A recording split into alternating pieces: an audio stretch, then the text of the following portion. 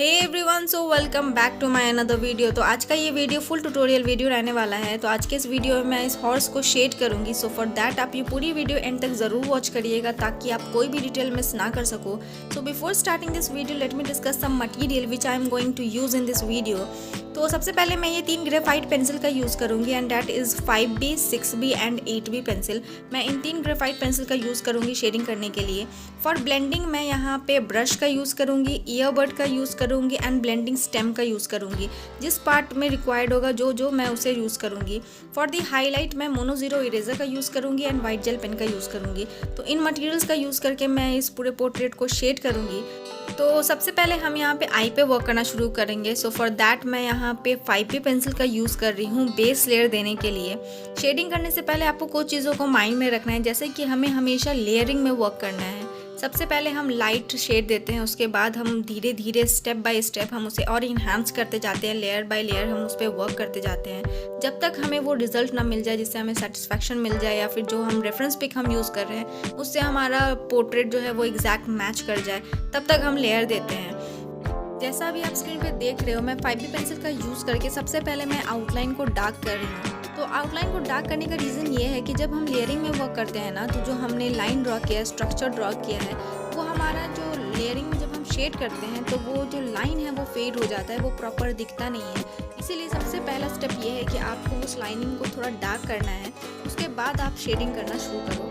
तो सबसे पहले मैंने लाइनिंग को ड्रॉ किया, उसके बाद जिस पार्ट में डार्क शेड है मैं वहाँ पे डार्क शेड ऑप्ट कर रही हूँ, जहाँ पे लाइट शेड है वहाँ पे मैं लाइट शेड ऑप्ट कर रही हूँ, सेम पेंसिल का यूज़ करके। तो जब आपको डार्क शेड चाहिए तो आप थोड़ा अपने पेंसिल पे, अपने हैंड पे प्रेशर अप्लाई करो। जहाँ पे लाइट शेड चाहिए आप लाइट अपने हैंड को थोड़ा लूज़ कर दो, लाइट शेड आपका ऑप्ट हो जाएगा। तो इसी तरह से आपको वर्क करना है, कुछ चीज़ों को आपको माइंड में रखना है, उसके बाद आपको वर्क करना है, बहुत ईजिली वर्क कर पाओगे। तो आप देखो मैं कैसे वर्क कर रही हूँ। अगर आपको कोई भी डाउट हो related to this video then do let me know in the comment box. तो हमारा आई का पार्ट जो है वो हमने first layer and second layer दे दिया था। अब मैं यहाँ पे थर्ड लेयर दे रही हूँ। थर्ड लेयर के लिए मैं यहाँ पे 8B पेंसिल का यूज़ कर रही हूँ और सेम प्रोसेस मैं यूज़ करूँगी जैसे मैंने बेस लेयर में अप्लाई किया था, सेकेंड लेयर फर्स्ट लेयर में, सेकेंड लेयर में, वही प्रोसेस मैं थर्ड लेयर में भी अप्लाई करूँगी। फॉर दी हाईलाइट मैं यहाँ पे मोनो ज़ीरो इरेजर और वाइट जेल पेन का यूज़ कर रही हूँ। तो बेस लेयर बहुत इंपॉर्टेंट होता है, वो इसलिए क्योंकि जब आप बेस लेयर देते हो ना, बेस लेयर में ही आपको कुछ डिटेल देना होता है, जैसे कि आपको कौन से पार्ट में डार्क पार्ट है आपको वहाँ पे थोड़ा ज़्यादा डार्क शेड देना है, जहाँ पे आपको लाइट शेड दिख रहा है वहाँ पे आपको लाइट शेड देना है, क्योंकि उसी के बेसिस पे हम फर्स्ट लेयर सेकेंड लेयर पे वर्क करते हैं। सिमिलर प्रोसेस हम यूज़ करते हैं, इसीलिए हमारा बेस लेयर बहुत इंपॉर्टेंट है, उसे प्रॉपर हमें देना होता है। तो मैं यहाँ पे खाली पेन का यूज़ कर रही हूँ इमेजिनरी हेयर लाइन को ड्रॉ करने के लिए। इसे हम इंडेंटिंग टेक्निक बोलते हैं। इसमें हम एक इंडेंटिंग टूल होता है उसका यूज़ करते हैं इमेजिनरी हेयर लाइन को ड्रॉ करने के लिए। अगर आपके पास वो टूल नहीं है तो आप खाली पेन का भी यूज़ कर सकते हो। तो अभी मैं यहाँ पे वही इमेजिनरी लाइन को ड्रॉ कर रही हूँ, हेयर लाइन को। उसके बाद अब मैं यहाँ पे बेस लेयर दूँगी। इसका इफ़ेक्ट आपको बाद में दिखेगा कि इससे आपका जो पोर्ट्रेट है उसमें क्या आपको डिफरेंस दिखता है। ये इसके वजह से आपका जो पोर्ट्रेट है ना वो बहुत डिफरेंट दिखेगा, और वो जो इमेजिनरी हेयर लाइन के लिए हमें बहुत सारी मेहनत करनी पड़ती है वो भी नहीं होती है, इसमें बहुत ईजिली वो आप दिखा सकते हो। तो हमारा बेस लेयर कंप्लीट हो गया है। अब मैं यहाँ पे फर्स्ट लेयर दे रही हूँ। अब जहाँ पे मुझे थोड़ा डार्क पार्ट शो करना है ना, वहाँ पे मैं डार्क पार्ट शो करूँगी, जैसा अभी आप देख रहे हो। उसके बाद उसे मैं फिर से ब्लेंड करूँगी। तो आप देखो मैं कैसे कैसे वर्क कर रही हूँ।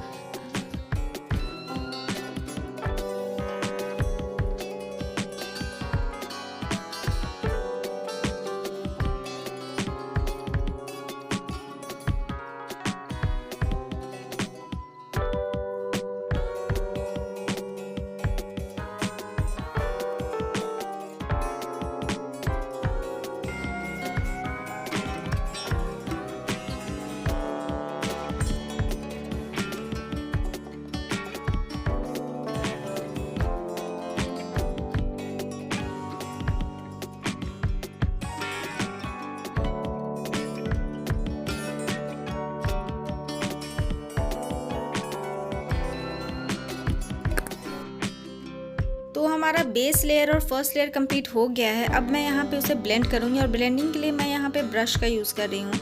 आप कोई भी ब्रश यूज़ कर सकते हो, मैं मेकअप ब्रश का यूज़ कर रही हूँ। आप ब्रश का यूज़ करोगे तो उससे भी बहुत अच्छा ब्लेंडिंग होता है। तो हमारा फर्स्ट लेयर कंप्लीट हो गया था। अब मैं यहाँ पे सेकेंड लेयर अप्लाई कर रही हूँ। और जैसा मैंने कहा था कि जो हम फर्स्ट बेस लेयर में अब काम करते हैं उसी पे हम धीरे धीरे उसी को इन्हांस करते हैं। तो अब मैं यहाँ पे सेकेंड लेयर में उसी पार्ट को डार्क करूँगी, जहाँ पे लाइट शेड है वहाँ पे मैं थोड़ा और वर्क करूँगी। वैसे कर करके हमें पूरा अपना वर्क को प्रॉपर करना होता है और आपको अपने रेफरेंस पिक के अकॉर्डिंग ही वर्क करना है, कहीं पे भी डार्क शेड नहीं अप्लाई कर देना है। तो जैसा मैंने आपसे कहा था कि इमेजिनरी हेयर लाइन आपको दिखेगा, तो जैसा भी आप देख सकते हो हमारा जो स्किन का टेक्सचर है वहाँ पे आपको वाइट हेयर लाइन शो हो रहा होगा। तो यहाँ पे इंडेंटिंग टेक्निक का यूज़ करके आप ये इमेजिनरी हेयर लाइन बहुत ईजिली ड्रॉ कर सकते हो। तो अगर आपको नहीं पता है कि इंडेंटिंग टेक्निक क्या होता है, कैसे वर्क होता है, तो मैंने इस पर वीडियो बना रखा है, अब वो वीडियो ज़रूर देखना। मैं उसका लिंक डिस्क्रिप्शन बॉक्स में दे दूँगी, आपको बहुत कुछ सीखने को मिलेगा। तो अब मैं यहाँ पे ईयर पे वर्क कर रही हूँ और उसके लिए मैं यहाँ पे 5B पेंसिल का यूज़ कर रही हूँ। और जिस पार्ट में डार्क शेड है वहाँ पे मैं डार्क शेड अप्लाई कर रही हूँ, जहाँ पे लाइट शेड है वहाँ पे मैं लाइट हैंडेडली अपना शेडिंग कर रही हूँ। तो फोरहेड पे हमारा जो है वहाँ पे हेयर है, तो हेयर के लिए मैं कोई टेक्निक का यूज़ नहीं करूँगी, मैं डायरेक्ट पेंसिल से ही हेयर को ड्रॉ करूँगी। तो आप देखो मैं कैसे वर्क कर रही हूँ। अगर आपको कोई भी डाउट हो related to this portrait then do let me know in the comment box. अगर आपको मेरी वीडियो थोड़ी भी अच्छी लगे तो प्लीज़ लाइक करिएगा, शेयर करिएगा और सब्सक्राइब ज़रूर करिएगा।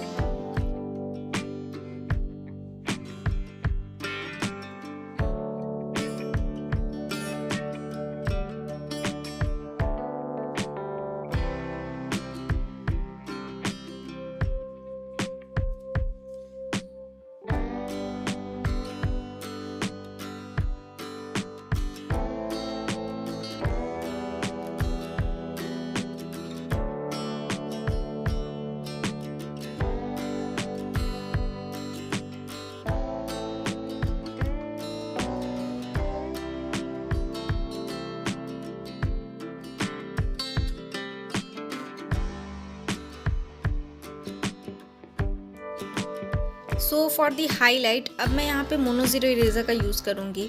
जिस पार्ट में हमारा हाईलाइटेड एरिया है, जहाँ पे हमें थोड़ा वाइट स्पॉट दिखाना है, वहाँ पे मैं मोनो ज़ीरो इरेज़र का यूज़ करूँगी। और जिस पार्ट में मुझे ज़्यादा वाइट एरिया शो करना है वहाँ पे मैं वाइट जेल पेन का यूज़ करूँगी। तो जैसा भी आप स्क्रीन पे देख रहे हो, मैं स्लोली जहाँ जहाँ पे मुझे हाईलाइटेड एरिया है हमारे रेफरेंस पिक में उसके अकॉर्डिंग मैं हाईलाइट दे रही हूँ। उसके बाद फिर उसे हल्का सा ब्रश से मैं ब्लेंड भी करूँगी ताकि वो एकदम एग्जैक्ट वो लाइन ना दिखे मुझे वाइट, इसलिए हल्का ब्लेंड करना भी ज़रूरी होता है। तो अब देखो मैं कैसे वर्क कर रही हूँ। कुछ ज़्यादा इसमें डिफ़िकल्ट नहीं होता है, आपको कुछ ही चीज़ों को माइंड में रखना होता है। सबसे पहला चीज़ ये कि आपको अपने रेफरेंस पिक के अकॉर्डिंग वर्क करना है। सेकंड चीज़ ये कि आपको लेयरिंग में वर्क करना है। थर्ड चीज़ ये कि आपको उसे प्रॉपर ब्लेंड करना है। फोर्थ चीज़ ये कि आपको कौन से पार्ट में कौन सा डार्क शेड है, कहाँ पे डार्क शेड है, कहाँ पे लाइट शेड है, आपको वो ऑब्जर्व करके अपने पोर्ट्रेट पे लाने की कोशिश करनी है। तो इन सब चीज़ों को माइंड में रख के आपको वर्क करना होता है। So this is it for today guys and this is the final result. I hope you guys have like this video. अगर आपको मेरी वीडियो थोड़ी भी अच्छी लगी हो तो प्लीज़ लाइक करिएगा, शेयर करिएगा और सब्सक्राइब ज़रूर करिएगा। Thanks for watching.